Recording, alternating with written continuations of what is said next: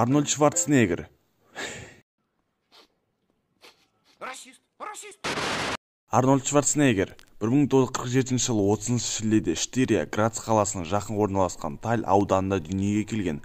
Ағасы Мейнхард 1946 жылы 17 шілдеде дүниеге келді. Ата-анасы Густав Шварценеггер және Аурелия Шварценеггер. Әкесі соғыстан кейін жергілікті мекенде шеф, яғни полиция қызметін атқарады. Отбасы өте кедей өмір сүрді. Арнольдтың жастық шағындағы ең жарқын естеліктердің бірі тоңазытқыш сатып алу деп атайды. Арнольд отбасымен қиын қарым-қатынаста болды. Өйткені австро-германдық ата-аналар үшін балаға қарағанда заңға бағыну өте маңызды болды. Наразылық білдірген жас Арнольд Шварценеггер әрқашан бай және әйгілі болғысы келді. 1971 жылы 20 мамырда Арнольдтың ағасы Мейнхард мас күйінде көлік апатынан қайтыс болды. Арнольд Мейнхардтың жерлеу рәсіміне келген жоқ. Бір жылдан кейін Густав Шварценеггер инсульттан қайтыс болды. Арнольд әкесінің де жерлеу рәсімінде келген жоқ. Арнольд әлемде ең танымал бодибилдерлердің бірі. Австралиялық емен, штириялық емен деген лақап аттармен жарысқа қатысады. 19 жасында Мистер Европа байқауына жеңіске жетеді. 5 рет Мистер Ғалам атағын, ал 7 рет Мистер Олимпия атағын алады. Кинематографта Терминатор фильміндегі Т-800 Терминатордың рөлі бойынша тани аласыздар. Hasta la vista, baby. Бодибилдинг бойынша бір қатар сыйлықтардың оның ішінде 7 мәрте Мистер Олимпия атағын иегері. Арнольд классик байқаушының ұйымдастырушысы. 1965 жылы Арнольд тарихта ең жас әлем мырза, яғни Мистер Вселенная атағын ие болды.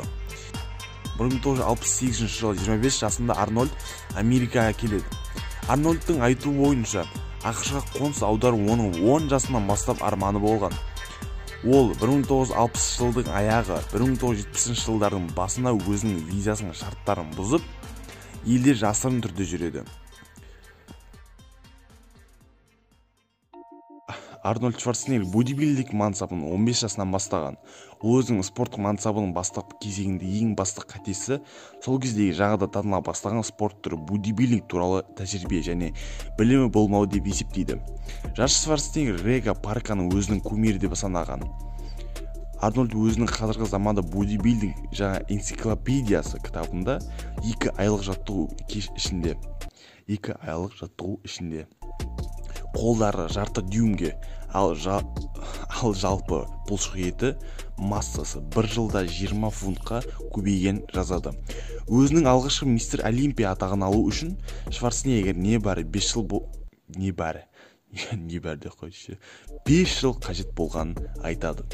Шварценеггер сол кезеңдегі анаболикалық стероидтерді қолданғанын жоққа шығармайды.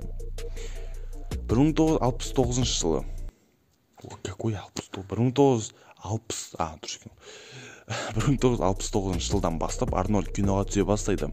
Оның себебі Рега Парк және Стив Ривз сияқты көптеген кумирлері фильмдерге ойнай бастайды. Оның проблемасы бастапқы тым үлкен бұлшық етті болды, яғни масса. Ол киноға табиғи емес көрінді. Ағылшын тілін білмеу және неміс акценті кесірінен ұзақ күрделі диалогтардан аулақ болды. Бір қатар фильмдер үшін Арнольд салмақ едәуір төмендетуге мәжбүр болды. Ол актерлік шеберліктен сабақ алады және акценттен арылуға тырысады. Жыртқыштың, яғни Хищник фильмінің режиссері Джон Мактернан бұл қабілетті жігіт. Маған онымен жұмыс істеу үшін кемінде 20 дубль қажет болады деп айтқан еді. Ал шынында 3-4 дубль қана қажет болды. Арнольдтың актерлік шеберлігін мадақтады. Арнольд 30 жасында миллионер атанады. Сіздер ойлайтын шығарсыздар, спорт пен киноның арқасында. Жоқ. Ол Pumping Bricks құрылыс компаниясын ашты және жылжымайтын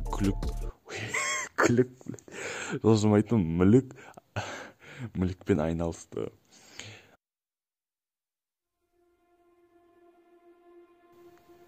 бодибилдинг кез келген спорт түрі сияқты табысқа жету үшін өзіңізді жаттығуға, диетаға және психологиялық күйге 100% арнауыңыз керек. Көптеген адамдар жаттығу не екенін түсінбейді. Бұны түсіну үшін оны сезіну керек. Бұл менің сезінген ең керемет сезімдердің бірі. Мен көп жаттығуға тырысамын, өйткені бұл менің бұлшықеттерімде өсетінін білдіреді.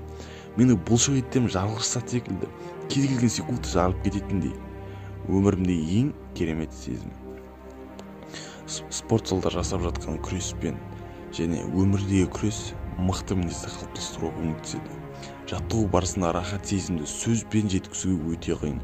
Бодибилдерлер жаттығу жасап жатқанда ойлайтыны бұлшықеттер өсіп жатыр. Бұл керемет сезім емес пе? Өйткені дене өсіп жатқанын түсінесің. Бұл керемет сезім әр бодибилдерлердің өміріне ең естен кетпес секундтар. Бұны сөзбен айту мүмкін емес. Мен 15-ке толғанда айна алдында үстіңгі киімді шешіп денеме 1 сағаттай қарадым. Сол кезде түсінгенім, маған мінсіз шымыр дене керек.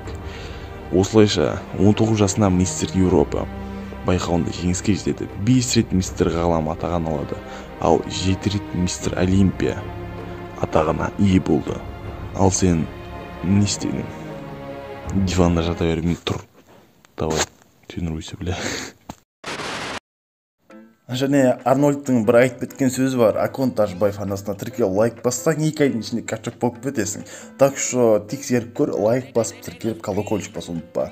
Содан кейін 2 айда екен жаз. Ал шын мәнінде келген болсақ, өтініш тіркеліп лайк бас. Өйткені бізге мыңға шамалы ғана қалды. Отбасымыздың бір мүшесіне бол. Бір мүшесі бол, иә, все. В общем, алдын ала рахмет. Келесі видеода кездескенше менің трудымды, яғни еңбегімді бағалайсыз деген үміттемін. Чао.